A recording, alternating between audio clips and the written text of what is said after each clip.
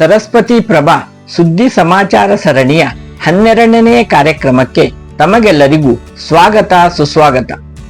ಈ ಕಂತಿನಲ್ಲಿ ನಾವು ಮೇ 15ರಿಂದ 19ರ ತನಕ 12ನೇ ವಾರ್ಷಿಕೋತ್ಸವವನ್ನು ಆಚರಿಸಿಕೊಂಡ ಗಂಗಾವತಿಯ ದೈವಜ್ಞ ಸಮಾಜದ ಶ್ರೀ ಜ್ಞಾನಗಣಪತಿ ದೇವಸ್ಥಾನದಲ್ಲಿ ಜರುಗಿದ ವಿವಿಧ ಕಾರ್ಯಕ್ರಮಗಳ ಮಾಹಿತಿ ಮಾಡಿಕೊಳ್ಳೋಣ ಬನ್ನಿ. ಅದಕ್ಕಿಂತ ಮೊದಲು ತಮ್ಮೆಲ್ಲರಲ್ಲಿ ನನ್ನ ನಮ್ರ ವಿನಂತಿ ಅಂದರೆ ತಾವು ಇನ್ನೂ ನಮ್ಮ ಯೂಟ್ಯೂಬ್ ಚಾನಲ್ಗೆ ಸಬ್ಸ್ಕ್ರೈಬ್ ಆಗದೇ ಇದ್ದರೆ ಈಗಲೇ ಸಬ್ಸ್ಕ್ರೈಬ್ ಆಗಿ ಬೆಲ್ ಐಕಾನ್ ಒತ್ತಿರಿ ಹಾಗೂ ವಿಡಿಯೋವನ್ನು ಲೈಕ್ ಮಾಡಿರಿ. ಬನ್ನಿ ಈಗ ವಿಡಿಯೋವನ್ನು ಆರಂಭಿಸೋಣ. ಗಂಗಾವತಿ ನಗರದ ರಾಮಲಿಂಗೇಶ್ವರ ಬಡಾವಣೆಯ ದೈವಜ್ಞ ಸಮಾಜ ಸೇವಾ ಟ್ರಸ್ಟ್ನವರ ಶ್ರೀ ಜ್ಞಾನಗಣಪತಿ ಹಾಗೂ ಶ್ರೀ ನಾಗದೇವರ ದೇವಸ್ಥಾನದ 12ನೇ ವರ್ಷದ ವರ್ಧಂತಿ ಉತ್ಸವದ ಪ್ರಯುಕ್ತ ದೇವಸ್ಥಾನದ ಆವರಣದಲ್ಲಿ ದಾನಿಗಳ ಸಹಾಯದಿಂದ ನೂತನವಾಗಿ ನಿರ್ಮಿಸಿದ ದೈವಜ್ಞ ಸಭಾಭವನ ಹಾಗೂ ಅನ್ನಪೂರ್ಣ ಭೋಜನಾಲಯದ ಉದ್ಘಾಟನಾ ಸಮಾರಂಭವು ಮೇ 16ರಂದು ಶುಕ್ರವಾರ ಅದ್ದೂರಿಯಾಗಿ ಜರುಗಿತು. ಉತ್ತರ ಕನ್ನಡ ಜಿಲ್ಲೆಯ ಹೊನ್ನಾವರ ತಾಲೂಕಿನ ಕರ್ಕಿ ದೈವಜ್ಞ ಪೀಠದ ಶ್ರೀ ಶ್ರೀ ಶ್ರೀ ಸಚ್ಚಿದಾನಂದ ಜ್ಞಾನೇಶ್ವರ ಭಾರತೀ ಮಹಾಸ್ವಾಮಿಗಳು ತಮ್ಮ ಅಮೃತ ಹಸ್ತದಿಂದ ದೈವಜ್ಞ ಸಭಾಭವನ ಹಾಗೂ ಅನ್ನಪೂರ್ಣ ಭೋಜನಾಲಯದ ಉದ್ಘಾಟನೆಯನ್ನು ನೆರವೇರಿಸಿದರು. ನಂತರ ಪೂಜ್ಯರು ದೈವಜ್ಞ ಸಭಾಭವನದ ಮೇಲುಗಡೆ ನೂತನವಾಗಿ ಕಟ್ಟಿಸಲಿರುವ 4 ಕೋಣೆಗಳ ನಿರ್ಮಾಣಕ್ಕೆ ಶಂಕುಸ್ಥಾಪನೆ ನೆರವೇರಿಸಿದರು. ಉದ್ಘಾಟನಾ ಸಮಾರಂಭದಲ್ಲಿ ಗಂಗಾವತಿಯ ಮಾಜಿ ಶಾಸಕ ಪರಣ್ಣ ಮುನುವಳ್ಳಿ, ವಿಧಾನ ಪರಿಷತ್ ಮಾಜಿ ಸದಸ್ಯ HR ಶ್ರೀನಾಥ್, ಧಾರವಾಡದ ಶಿಕ್ಷಣ ಪ್ರೇಮಿ ಶ್ರೀ ಭವಾನಿಶಂಕರ್ ಶೇಷಗಿರಿ ರೇವಣ್ಕರ್ ಸೇರಿದಂತೆ ನಗರದ ದೈವಜ್ಞ ಸಮಾಜದ ಹಿರಿಯರು ಸೇರಿದಂತೆ ದೈವಜ್ಞ ಸಮಾಜ ಸೇವಾ ಟ್ರಸ್ಟ್ನ ಪದಾಧಿಕಾರಿಗಳು ಪಾಲ್ಗೊಂಡಿದ್ದರು.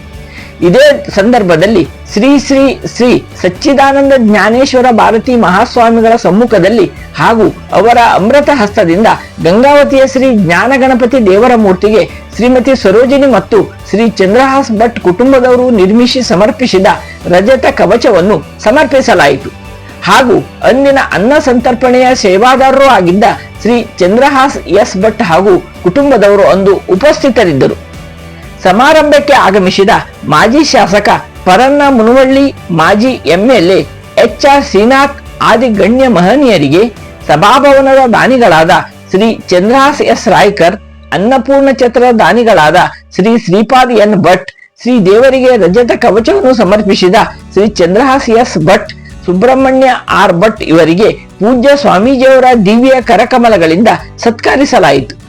ಅದರೊಂದಿಗೆ ಭೋಜನಾಲಯ ನಿರ್ಮಾಣಕ್ಕೆ ದೇಣಿಗೆ ನೀಡಿದ ಸಮಾಜದ ಇತರ ಪ್ರಮುಖರಿಗೆ, ಸಮಾಜದ ಹಿರಿಯರಿಗೆ, ಸೇವಾ ಟ್ರಸ್ಟ್ನ ಮಾಜಿ ಅಧ್ಯಕ್ಷರುಗಳಿಗೆ, SSLC ಹಾಗೂ ದ್ವಿತೀಯ PUC ಪರೀಕ್ಷೆಯಲ್ಲಿ ಅತಿ ಹೆಚ್ಚು ಅಂಕ ಪಡೆದ ಸಮಾಜದ ಪ್ರತಿಭಾವಂತ ವಿದ್ಯಾರ್ಥಿಗಳಿಗೆ ಶ್ರೀಗಳು ಸನ್ಮಾನಿಸಿ ಗೌರವಿಸಿದರು. ದೈವಜ್ಞ ಸಮಾಜದ ಪೀಠಾಧಿಪತಿ ಶ್ರೀ ಸಚ್ಚಿದಾನಂದ ಜ್ಞಾನೇಶ್ವರ ಭಾರತೀ ಮಹಾಸ್ವಾಮಿಯವರು ಸಮಾರಂಭದ ಸಾನ್ನಿಧ್ಯ ವಹಿಸಿದ್ದರು. ಶ್ರೀಗಳಿಗೆ ದೈವಜ್ಞ ಸೇವಾ ಟ್ರಸ್ಟ್ನ ಪದಾಧಿಕಾರಿಗಳು ಪಾದಪೂಜೆ ನಡೆಸಿ ಫಲಪುಷ್ಪದೊಂದಿಗೆ ಗಣೇಶನ ವಿಗ್ರಹ ನೀಡಿ ಗೌರವ ಸಮರ್ಪಣೆ ಮಾಡಿದರು. ಶ್ರೀಗಳು ಸಮಾಜದ ಭಕ್ತ ಸಮೂಹವನ್ನುದ್ದೇಶಿಸಿ ಆಶೀರ್ವಚನೆ ನೀಡುತ್ತಾ, ನಾವು ಈ ಜಗತ್ತಿಗೆ ಬಂದು ತಿಂದುಂಡು ಹೋದರೆ ಏನೂ ಉಪಯೋಗವಿಲ್ಲ, ಬೇರೆಯವರಿಗೂ ಸಮಾಜಕ್ಕೂ ಏನಾದರೂ ಕೊಟ್ಟು ಸೇವೆ ಮಾಡಿ ಹೋಗಬೇಕು, ಆಗಲೇ ಜೀವನ ಸಾರ್ಥಕವಾಗುವುದು.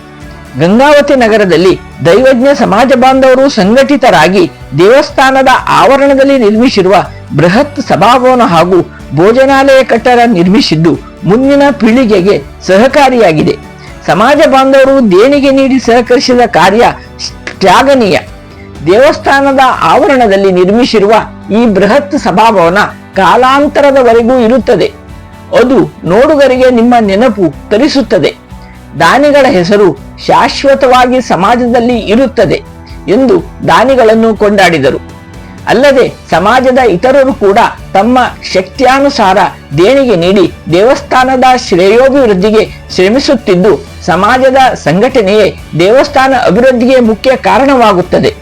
ಸಮಾಜದ ಶಕ್ತಿ ವೃದ್ಧಿಸಲು ಹಿರಿಯರು ಮಾಡಿದಂತಹ ಇಂತಹ ಮಹತ್ ಸೇವಾ ಕಾರ್ಯ ಶ್ಲಾಘನೀಯ. ಈ ಒಂದು ಮಹತ್ ಕಾರ್ಯ ಮುಂದಿನ ಪೀಳಿಗೆಗೆ ದಾರಿದೀಪವಾಗಲಿದೆ ಎಂದರು. स्वतंत्र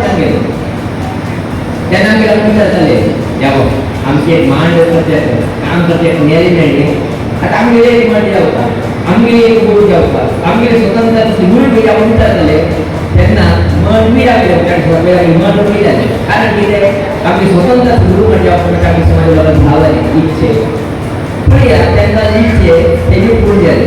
ಸಮಾರಂಭದಲ್ಲಿ ಮುಖ್ಯ ಅತಿಥಿಗಳಾಗಿ ಪಾಲ್ಗೊಂಡ ಶಿಕ್ಷಣ ಪ್ರೇಮಿ ಸಮಾಜ ಸೇವಕರಾದ ಶ್ರೀ ಭವಾನಿಶಂಕರ್ ಶೇಷಗಿರಿ ರೇವಣ್ಕರ್ ಧಾರವಾಡ ಇವರು ಮಾತನಾಡಿ, ಪ್ರತಿಯೊಂದು ಸಮಾಜ ಅಭಿವೃದ್ಧಿ ಹೊಂದಬೇಕಾದರೆ ಸಮಾಜದ ಸಂಘಟನೆಗೆ ಸಮಾಜ ಬಾಂಧವರು ಮೊದಲ ಆದ್ಯತೆ ನೀಡಬೇಕು. ಅಂದಾಗ ಮಾತ್ರ ಸಮಾಜ ಸಂಘಟನೆಗೊಳ್ಳುವುದರೊಂದಿಗೆ ಶ್ರೇಯೋಭಿವೃದ್ಧಿಯೂ ಹೊಂದುತ್ತದೆ. ಇಂದು ಗಂಗಾವತಿಯ ದೈವಜ್ಞ ಸಮಾಜದ ದಾನಿಗಳ ಸಹಕಾರದಿಂದ ಸಭಾಭವನ ಭೋಜನಾಲಯ ನಿರ್ಮಾಣವಾಗಿದ್ದು ಹೆಮ್ಮೆಯ ವಿಷಯ. ಮುಂದಿನ ದಿನಗಳಲ್ಲಿ ಸಮಾಜದ ಹಿರಿಯರ ನೇತೃತ್ವದಲ್ಲಿ ಸಮಾಜದ ಯುವ ಪೀಳಿಗೆ ಸಮಾಜದ ಸಂಘಟನೆಗೆ ಇನ್ನಷ್ಟು ಬಲಗೊಳಿಸಿ ಸಮಾಜದ ಶ್ರೇಯೋಭಿವೃದ್ಧಿ ಹೊಂದಲು ಸದಾ ಶ್ರಮಿಸಬೇಕು. ಮಕ್ಕಳಿಗೆ ಉನ್ನತ ಶಿಕ್ಷಣ ದೊರಕುವಂತೆ ಗಮನ ಹರಿಸಿ ಬಡ ಮಕ್ಕಳಿಗೆ ಅನುಕೂಲವಾಗುವಂತೆ ಶಾಲಾ ಕಾಲೇಜುಗಳನ್ನು ಸ್ಥಾಪಿಸಬೇಕೆಂದು ಕರೆ ನೀಡಿದರು.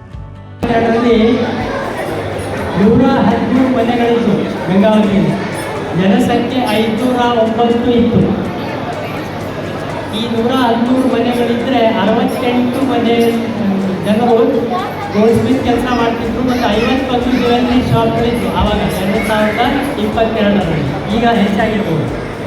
ಈ 113 ಮನೆಗಳಲ್ಲಿ ನಿಮ್ಗೆ ಹೇಳಬಯಸ್ತೇನೆ, ಮೊದಲನೇ ಮನೆ ಅಂದರೆ ಈ ಫಸ್ಟ್ ಬಂದಿದ್ದು ಸುಬ್ರಾವ್ ಗಣಪತರಾವ್ ಆಯ್ತು. ಅವರು 70 ವರ್ಷದ ಹಿಂದೆ ಇಲ್ಲಿ ಕಂಪನಿಯಿಂದ ಬಂದಿದ್ರು. ಅವರು ಫಸ್ಟ್ ಬಂದಿದ್ದು. ಅವರ ನಂತರ ಅವರೆಲ್ಲರಿಗೂ ಕರೆಸಿ ಇದು ಇಷ್ಟು ಬಹಳ ಏನು ಬೃಹದಾಕಾರವಾಗಿ ಬೆಳೆದಿದ್ದು ಗಂಗಾವತಿ ಊರು. ಬರೀ 113 ಮನೆ ಇದ್ರು ಇಷ್ಟೊಂದು ದೊಡ್ಡ ಸಂಸ್ಥೆ ಆಗಿದೆ. ಎಲ್ಲರಿಗೂ ದೈವಜ್ಞ ಸಮಾಜ ಸೇವಾ ಟ್ರಸ್ಟ್ನ ಉಪಾಧ್ಯಕ್ಷ ವೆಂಕಟೇಶ್ ಎನ್ ರಾಯ್ಕರ್ ಪ್ರಾಸ್ತಾವಿಕವಾಗಿ ಮಾತನಾಡಿದರು. ದೈವಜ್ಞ ಸಮಾಜದ ಸೇವಾ ಟ್ರಸ್ಟ್ನ ಇತರರು ಸಮಾಜದ ಹಿರಿಯರು ಮಾತನಾಡಿದರು. ರವಿರಾಜ್ ವೆರ್ಣೇಕರ್, ಶ್ವೇತಾ ಎಂ ವೆರ್ಣೇಕರ್, ಗಾಯತ್ರಿ ಮಂಜುನಾಥ್ ವೆರ್ಣೇಕರ್ ಅವರು ಕಾರ್ಯಕ್ರಮ ನಿರ್ವಹಿಸಿದರು.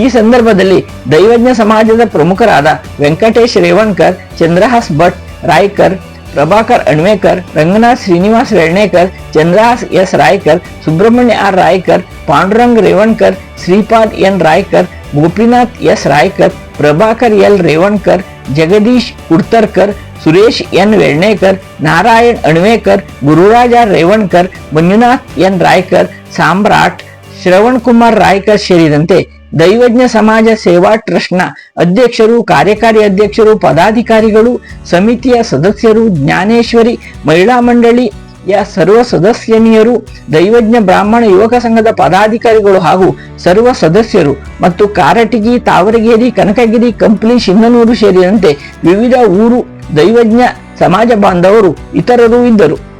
ಇದಕ್ಕೂ ಮೊದಲು ಪೂಜ್ಯ ಶ್ರೀ ಶ್ರೀ ಶ್ರೀ ಸಚ್ಚಿದಾನಂದ ಜ್ಞಾನೇಶ್ವರ ಭಾರತಿ ಮಹಾಸ್ವಾಮಿಗಳು ಮೇ 15ರಂದು ಗಂಗಾವತಿಗೆ ಆಗಮಿಸಿದಾಗ ಅವರನ್ನು ಪೂರ್ಣಕುಂಭ ಮಂಗಲ ವಾದ್ಯಗಳೊಂದಿಗೆ ಸ್ವಾಗತಿಸಲಾಯಿತು.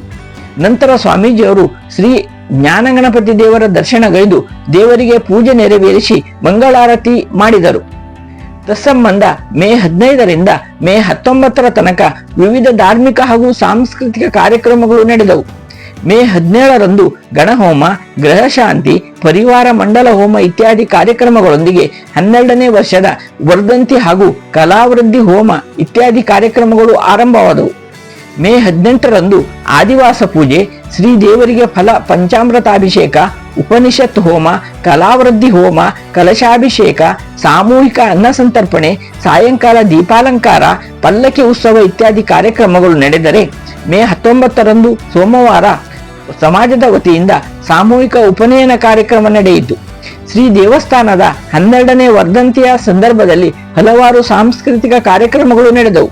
ಅವುಗಳಲ್ಲಿ ಹುಬ್ಬಳ್ಳಿಯ ಖ್ಯಾತ ಜಾದೂಗಾರರಾದ ಶ್ರೀ ಸುರೇಂದ್ರ ಪಾಲನ್ಕರ್ ಅವರು ಅತ್ಯಾಕರ್ಷಕವಾಗಿ ಮ್ಯಾಜಿಕ್ ಶೋ ನೀಡಿ ನೆರೆದ ಪ್ರೇಕ್ಷಕರನ್ನು ರಂಜಿಸಿದರು. ಗಂಗಾವತಿ ದೈವಜ್ಞ ಸಮಾಜ ಬಾಂಧವರ ಸಂಘಟನೆ, ಧಾರ್ಮಿಕತೆ, ಧರ್ಮ ಸಂಸ್ಕೃತಿಯಲ್ಲಿ ಅವರು ಇಟ್ಟಿರುವ ಶ್ರದ್ಧಾಭಕ್ತಿ ಈ ಸಂದರ್ಭದಲ್ಲಿ ಎದ್ದು ಕಾಣಿಸುತ್ತಿತ್ತು. ಸುದ್ದಿ ಸಮಾಚಾರದ ಈ ಸಂಚಿಕೆಯನ್ನು ಇಲ್ಲಿಗೆ ಮುಗಿಸುತ್ತಿದ್ದೇನೆ. ಪೂರ್ಣವಾಗಿ ವೀಕ್ಷಿಸಿದ ಎಲ್ಲರಿಗೂ ವಂದನೆಗಳು.